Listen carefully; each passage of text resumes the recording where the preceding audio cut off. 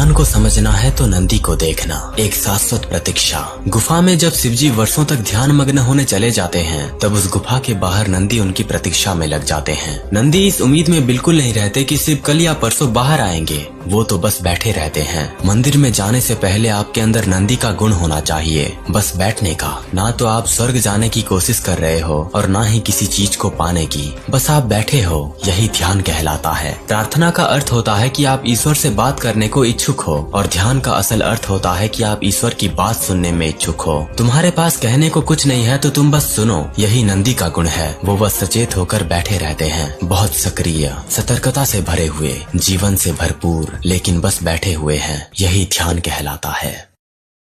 ध्यान को समझना है तो नंदी को देखना। एक शाश्वत प्रतीक्षा। गुफा में जब शिवजी वर्षों तक ध्यान मग्न होने चले जाते हैं, तब उस गुफा के बाहर नंदी उनकी प्रतीक्षा में लग जाते हैं। नंदी इस उम्मीद में